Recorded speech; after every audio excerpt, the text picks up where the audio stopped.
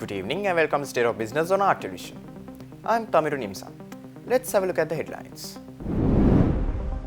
Government tries to solve salary issues of state sector employees. Maldives becomes the second largest source of tourists to Sri Lanka. News in detail. Headline inflation, as measured by the year-on-year change in the Colombo Consumer Price Index, decelerated to 0.9% in May from 1.5% in April. Central Bank said this deceleration in the headline inflation is broadly in line with its projections. Prices of the items in the food category on year-on-year basis remained unchanged in May. Nevertheless, non-food inflation accelerated to 1.3% in May from 0.9% in April. Central Bank announces that on a month-on-month basis, inflation continued to decline. The monthly change of CCPI recorded minus 0.57% in May due to the price decrease of 0.37% observed in the items of food category and the price decrease of 0.2% observed in the items of non-food category. Core inflation, which reflects the underlying inflation trends in the economy, accelerated marginally to 3.5% in May from 3.4% in April. Central Bank statement also added that in the near term, inflation is likely to be below the target level of 5% as per the latest available data, although some upside risks remain. It further explains that inflation is expected to align with and remain around the target level over the medium term, supported by appropriate policy measures.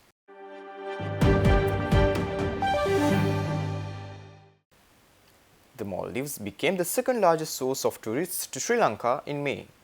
This report came amid concerns that a bilateral visa exemption deal may be violated after VFS Global, a private outsourcing contractor, started charging fees. In the first 30 days of May, Sri Lanka has welcomed 108,656 tourists, up 30% from 83,309 a year earlier.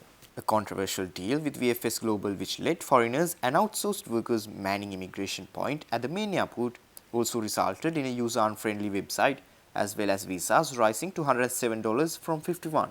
Amid the controversy over VFS charges, Maldives was listed as the second largest source of tourists to Sri Lanka in the first 30 days of May, with 7,984 tourists overtaking British visitors at 7,844. Sri Lanka's tourist arrivals topped 200,000 in the first quarter, growing around 100%. In April, considered the start of the off-season arrivals were 148,867, but still up 41% from last year. In May, there were 108,665. Growth has faltered to 30%, with numbers barely above last year in the final week. Though a fight back by Tourism Minister Harin Fernando against the deal led to a $50 visa being reintroduced, the problems with the user-unfriendly website compared to the earlier easy-to-use one remain, with complaints continuing in online forums. A controversy has also blown up between Sri Lanka and Maldives after VFS Global started charging fees from Maldives visitors.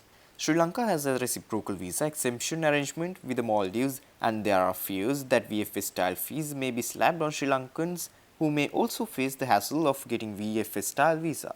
At the moment, Maldives only requires online disembarkation information to be filled when a Sri Lankan visits.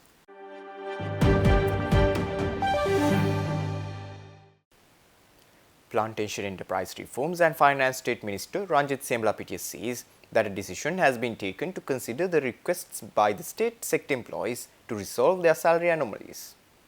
Minister Siambalapitiya said this. Accordingly, the Cabinet of Ministers has already agreed to appoint an expert committee to look into how this issue can be sorted out. ඊයේ cabinet මණ්ඩලය වැටුප් විෂමතාවයන් පිළිබඳ ගැඹුරු සොයා බැලීමක් කරලා 2025 අවලෝකනයේ මේවා හැකිතරම් විසඳීම සඳහා අවශ්‍ය නිර්දේශ ලබා දෙන්න විශේෂඥ කමිටුවක් මේ ගැන විශේෂ දැනුමක් තියෙන අධ්‍යක්ෂකම් තියෙන කණ්ඩායමක් පත් කරන්න තීරණය කළා. මොකද මේ වැටුප් විෂමතාවය කියන ප්‍රශ්නෙට හැකිතරම් ස්ථිරසාර වූ විසඳුමක් ලබා දීම සේවක තෘප්තිය සඳහා ඉතාම වැදගත් වෙනවා. සේවක තෘප්තිය කියන්නේ අවසාන වශයෙන් මහ ජනතාවගේ අයිතිවාසිකම. මොකද මේ හැම අරගලයකදීම මේ හැම විරෝධතාවයකදීම හැම වැඩවැරුමකදීම එසේ නැත්නම් තෘප්තිමත් නොවන සේවකයින්ගේ කුමන ආකාරයේ හෝ මේ උන් දක්වන ප්‍රතික්‍රියාවන් වල අවසාන අපහසුතාවපත් වෙන සමස්ත ජනතාව. ඒ නිසාම ජනතාවගේ පැත්තෙන් ඉතාම වැදගත් තීරණයක් තමයි ඒ ගනු ලැබුවේ.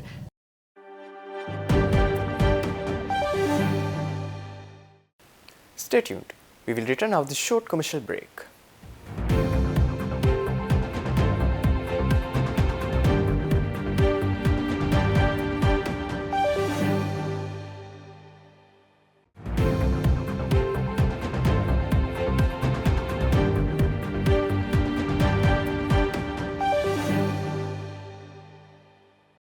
Welcome back after the break.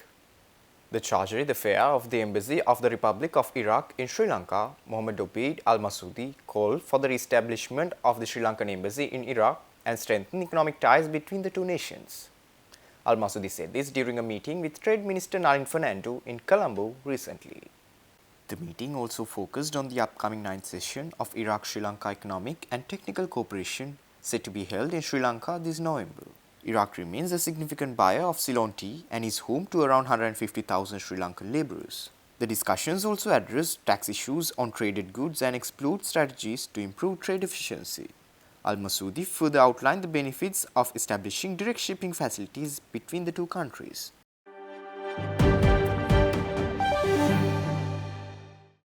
Internationally acclaimed marine biologist, ocean educator and blue whale project pioneer Dr. Asha Divuz has been appointed to the United Nations Secretary-General's Scientific Advisory Board.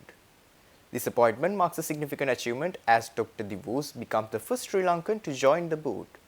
The Scientific Advisory Board plays a crucial role in advising the UN Secretary-General on scientific and technological breakthroughs and mitigating potential risks including ethical and social issues.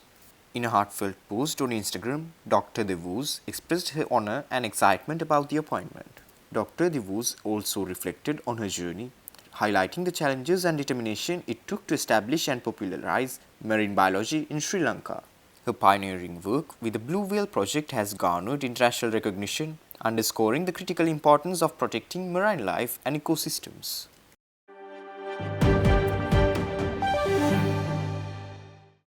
Russian ambassador to Sri Lanka, Levan Zagarian, acknowledged that there is a problem in Ukraine and that Sri Lankan mercenaries are also fighting for Ukraine, not only Russia. He also said that Russian Federation is ready for peace talks with the Ukraine as long as it is done with mutual respect. The ambassador said this during a joint press conference with the State Minister of Foreign Minister Tarek Balsurya at the Foreign Ministry premises yesterday. Problem exists, and there are some Sri Lankans fighting on the other side of the front line. But I would like also to use this opportunity to declare that the Russian Federation is ready for the peace talks. President Putin has said about it many times. We are ready to start peace talks, but the other side, Western countries, must respect our legitimate right, our security concerns, and we are ready, but on the equal basis, without arrogance, without mutual respect. And we have proposed it at the end of 2021, but all our proposals were rejected. That's why we were forced to start special military operation. If they want to defeat Russia, strategic defeat, if they are honored for the negotiations, it's up to them. We will continue our special military operation. If they want to sort out the problem on the battlefield, okay, battlefield is battlefield, and we will continue. But once again, we are ready for the peace talks, but I'm not sure with this so-called government of Ukraine, with the puppet regime of Ukraine, because it's necessary to talk to their bosses. If they decide to start the war, peaceful with negotiations, it's possible, but it's not our choice.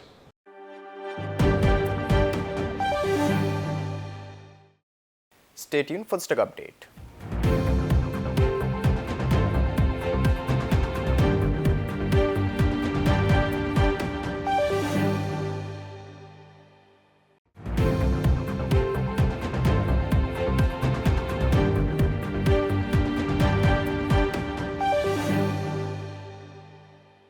Trading at Colombo Stock Exchange ended on positive notes today.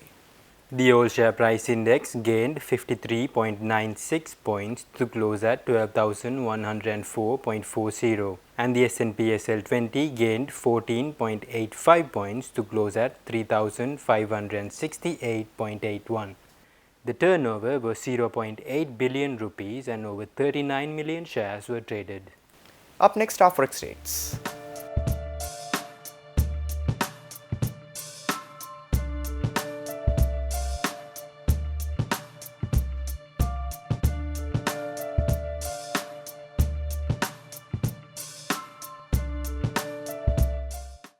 That's all our news for today. For this and more, subscribe to our channel on YouTube and follow us on Facebook. Take care and good night.